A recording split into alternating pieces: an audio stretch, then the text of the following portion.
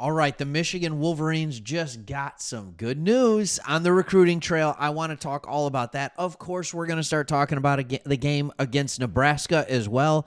We're going to get into a little bit of what that could look like. Can I just ask the question? BTN and 60, love it, right? They got all the Michigan games on there. They never record a Nebraska game in 60. Like, it's not there. Over the last 3 weeks, like, how am I supposed to watch a Nebraska game quickly so I can figure this out? I want to know exactly what's going on. Anyways, I might have to go all the way back to Cincinnati when they only won that game 2017, by the way. All right, let's talk about this recruiting news. Before we get into that, this is a newer channel. It's definitely not our first channel, but another one called Sports Talk Detroit. You see the Hutch jersey back there. Just shows my love for both Michigan Wolverines and the Detroit Lions. And we knew NFL channels worked on YouTube, but we didn't know about college. We're trying to make this thing work, so please hit that subscribe button if you like what we're doing here. And you can get even more Michigan news as that comes out. And here's the thing that one of the reasons I thought it would work is college football has changed so much, not just with recruiting, but also with NIL. And there are so many players that are moving hands and changing and all of that kind of stuff. But here's what I will say. When you look at our team, Michigan has finally figured out the competitive balance between NIL and recruiting. When you look across that team, there are a couple of starters now on the offensive line that are transfers. There's a wide receiver transfer. All right. There are the running back. Our starting running back is a transfer. Starting quarterback, we recruited him. Most of our offensive linemen, we recruited them. On the defensive line, 75% recruited, 25% transferred. Our linebacker room, half and half. Like our defensive backfield, half and half. And so you kind of more toward the recruiting side. But recruiting is still the lifeblood of a program. To me, it's like seeing free agency and the draft with the NFL. And we get so excited with the draft in the NFL, but I think so often we don't get as excited about recruiting because we don't know as much about these players. And I see so many talented freshmen and sophomore on this team. It really leads me to believe that Sharon Moore and his staff have a really good idea of how to evaluate talent. Because they're out here, they're playing, they're contributing right away. And I know we're in that new modern football where freshmen play. I get that. But we haven't seen a ton of that with Michigan, right? Then you see freshmen starting at corner. You see freshmen getting run at even defensive line, which is crazy to think about. Babalola, before he got hurt, was probably going to be a starter. I really think he was. So when you get elite talent, it's something to behold. And I want to show you this. The Michigan Wolverines, rivals, just updated with players playing in their regular seasons to start it. They have updated their rankings. And when you look at these rankings, Michigan, Carter Meadows went from being a fringe 5-star player to the number 3 recruit in the class. I need to do some more research on this. Did he get bigger? Did he hold weight better? I don't know exactly what it is, but he is the number 3 player in the class.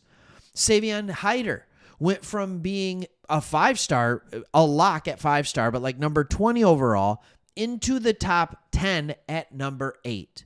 No team has 2 top 10 players other than Michigan. And that to me is remarkable. In fact, there's some unique players on here. All right.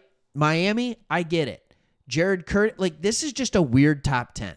An offensive tackle goes to Miami, but a quarterback goes to Georgia. We get the edge. That's not a huge surprise to me, but we haven't traditionally gotten like the elite of the elite on that. That's not necessarily true. We have.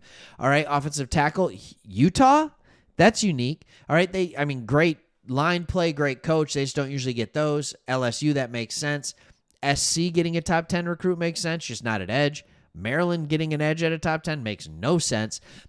Michigan makes sense. Texas getting a top 10 quarterback makes sense, and Notre Dame as well. But again, no team has 2 players in the top 10, and you know who doesn't have a player in the top 10 at all? Ohio State.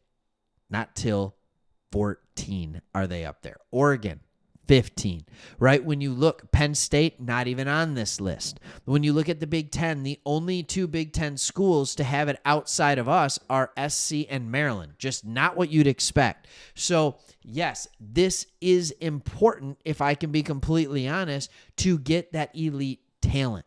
What you want to do right now, we have a ton of recruits in the offensive line room. Very talented freshmen that are on the team right now. I feel like the offensive line is in good hands. They are one or two NIL players away from being one of the best offensive lines in football next year. I really do believe that to be true. What we need to do is we need to surround Bryce Underwood with the ability to win. Savion Hyder absolutely does that at running back. His sophomore year and Bryce Underwood's junior year, watch out. Like, absolutely watch out. A guy like Carter Meadows, sometimes the best way to help an offense is to control the game on the defensive side of the ball. And the best way to control the game on the defensive side of the ball is just have an elite pass rusher and game wrecker. And Carter Meadows at number 3, if he continues to improve at the rate he is, you could see a guy that is challenging for the number 1 overall recruit in Rivals. Michigan could have the number 1 overall recruit in back-to-back years. Bryce Underwood, now Carter Meadows. What does that look like? I think with taking position out of it, Savion Hyder might be the best player, if I can be completely honest. And look, running backs, we talk about positional value and stuff like that. Running backs can change a team like that. And so I think he might be the best. But I also told you I would talk about some of the things that are coming to Nebraska. But I also thought it was just kind of this cool thing. Biff went out and talked a little bit about what brought him to Michigan in the first place. And he said he was at his house, and he has a little church group Bible study on Wednesday night. And he said, I leave my phone with my daughter, and I said, only interrupt me if it's one of the children. There's blood involved. And she comes down and says, there's a guy named Jim Harbaugh on the phone. And I was like, what? And of course thought it was a joke. He said he picked it up. This is hilarious. Look at this. I'll let you look into it while I'm reading it too. I pick it up, walk outside, and he goes, hey, Biff, it's Jim Harbaugh. Oh, hey, Jim, how you doing? We just start talking about Michigan football. He's like, what do you think our record would have been last year if we had punted the ball more? And I was like, Jim, I don't know. And we just started talking ball, and he said, why don't you come up and join the staff? And I said, well, I'm running this high school program in Baltimore. He said, yeah, but why don't you come up and join the staff? He met him at the bowl game. The rest is history. They met in his hotel room. We were demonstrating offensive line blocking technique on a dresser that was in his hotel room. And then it was a love ever after that. Look, this is the hilarious stuff with Jim Harbaugh. But then he gets fired at Charlotte from being the head coach, right? He gets a head coaching job at Charlotte. Sherrone Moore gave him a call and was like, hey, come up to the Northwestern game. By the way, remember, that was the game that our season changed last year, was against Northwestern. He said, okay, he came up, we spoke, and he asked me to come back and do this. And so I wanted to do it. The other thing is I've had a great relationship with Ward Manuel and Doug, so it feels right here. How nice is it in these games? We'll see how it goes against Nebraska. But to have a guy who has head coach experience, to be able to be your interim head coach, but not only head coach experience, but also a guy that all the players love. Everybody who talks about him, no matter when they were around him back in 2017, all the way through to the players now, they all talk about what a wonderful person he is, what a great guy he is, and how he's for them. That's the exact kind of person you want to encourage young men, especially when your head coach is in a different spot. All right. Thanks so much for watching. Really hope you're enjoying this. Hit that subscribe button if you haven't already, especially if you made it here. It's been over 9 minutes. Thanks. See you in the next one.